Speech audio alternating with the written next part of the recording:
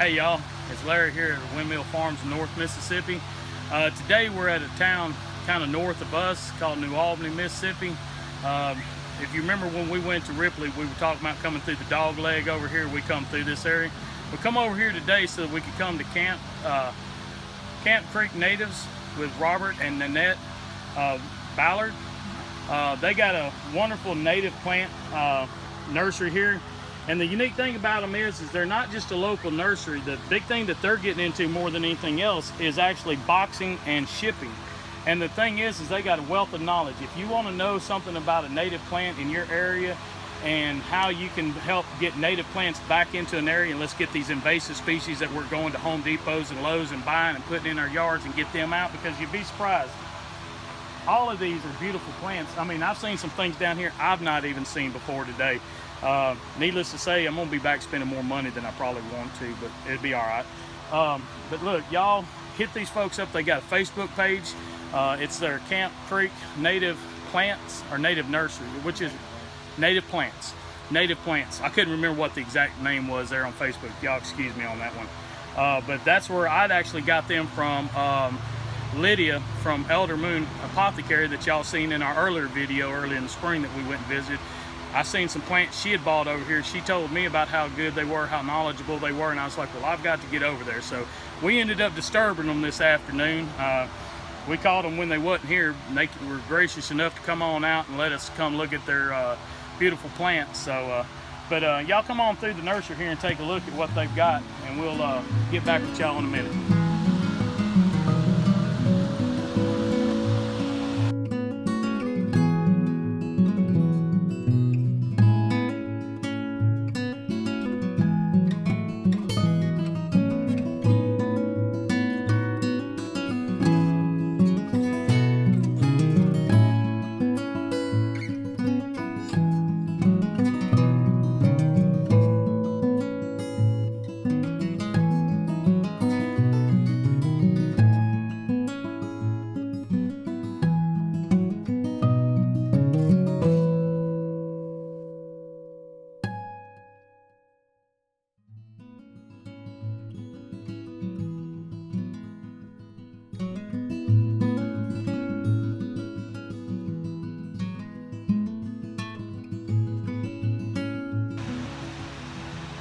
Hey y'all, I know the plants are really more Larry's thing than they are mine, but I have to tell you, here there's some gorgeous stuff.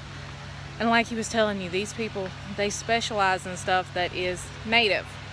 It's not the exotics that are being brought in, and they're more native to this sort of climate, which means they're going to grow better for you.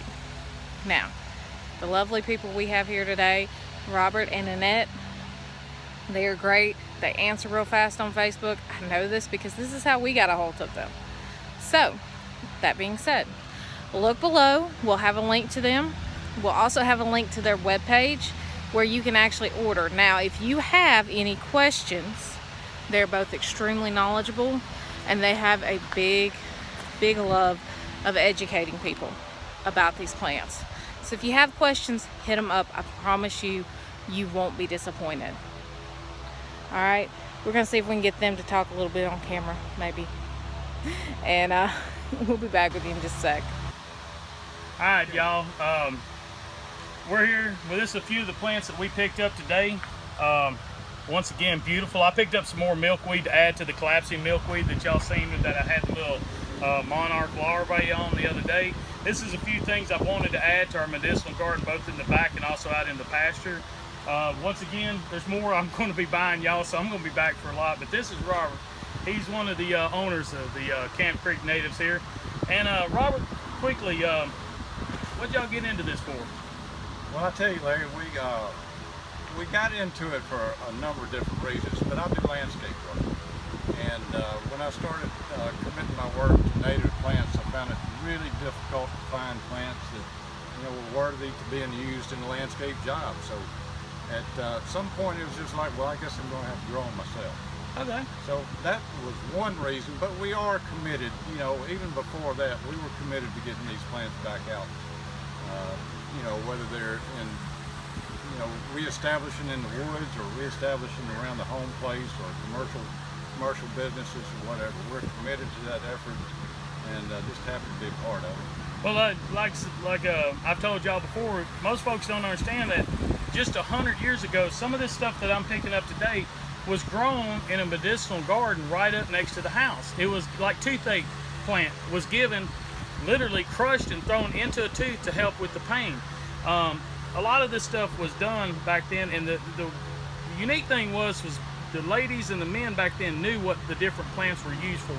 I don't know if you've noticed, but I noticed when I've talked to people that's come out to our farm to look at the plants and stuff, people have lost that knowledge nowadays. They've lost the knowledge of what even just some of the most simplest plants. We're not talking about some of the other ones that she showed me today that I knew nothing about, right. But I'm just saying something just as simple as willow bark. Well, that's right. You know, that's right.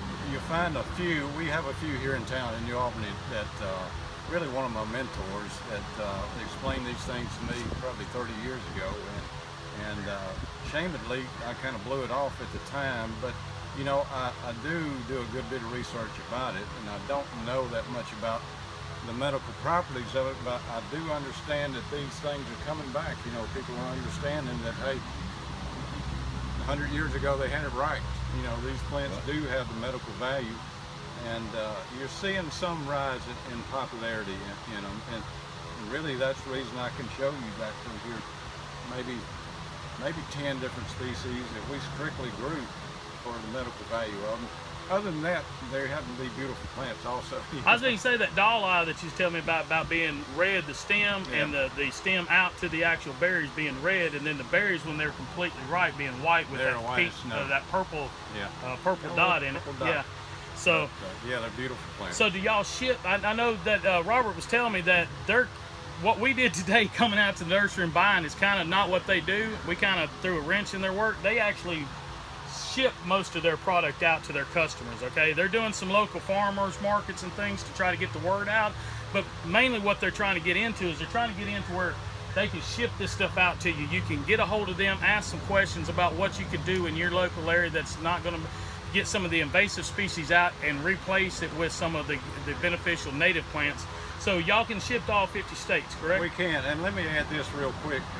You know, early along we started buying plants just to try to figure out how different groups were shipping plants, and they would, you know, quite often they would arrive just, you know, pretty well broken up and in pretty bad shape. But you know, plant people, that doesn't really bother that much. We know if we can clip the top out and clip the wings out, it's going to come back pretty well.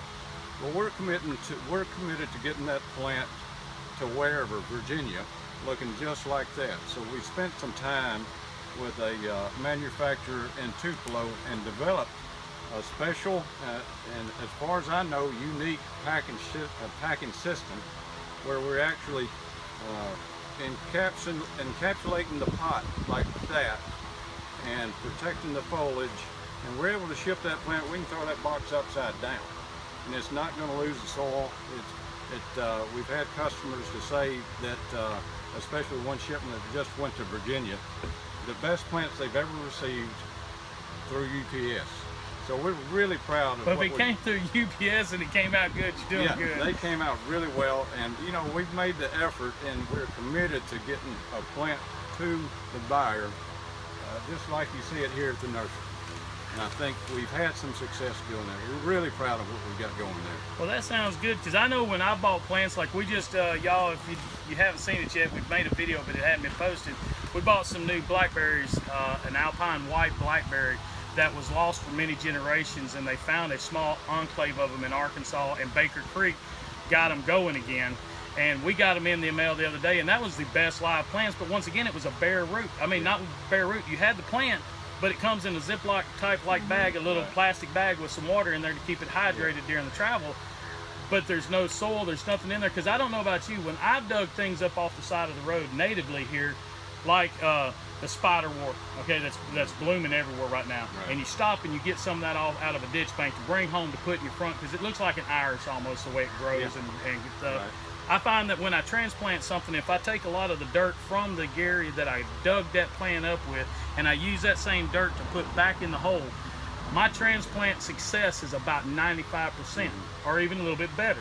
I find out if I lose that dirt off of that root, my transplant success is about 30.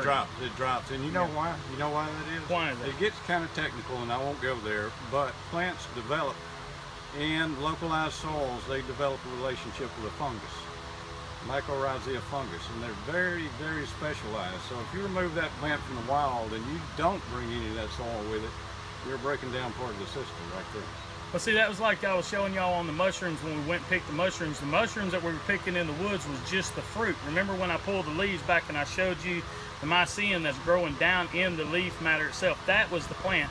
The mushroom was just the fruit. It doesn't hurt it to take the mushroom. That's just the reproductive fruit. The mycelium up underneath the leaves is what you don't want to disturb, because that's what keeps that organism moving. So it's in that same process then. That's right. I mean, okay. Every plant has a relationship with a fungus in the soil. It expands their root system by 100 times. Well, the fungi delivers to the plant minerals and nutrients. The plant overproduces sugars and puts it back into to feed the nice. So mycelium. it's a cohabitating relationship. Symbiotic relationship. Yep. All right, y'all. Well, look, do yourself a favor. Get on Facebook. They've also got a website. Look them up. Like I said, we'll put a link to the website down below, y'all. If y'all want some plants, I'm telling y'all, if y'all looked at the plants in the video, they're beautiful, they're healthy. Please, by all means, contact them, get a hold of them. He just explained he can get these things shipped out to you with hardly any damage to where they're packaging them up and getting them to you. And look, they're great folks. We've only met them today, and I can tell you right now, I'm gonna be back over here and I'm gonna be sucking knowledge from them and buying more plants. So it's gonna be a symbiotic relationship here too, okay? So y'all, look, give the Camp Creek native plants a look. All right, as always, I hope y'all have a blessed day. I'm gonna tell y'all to be safe.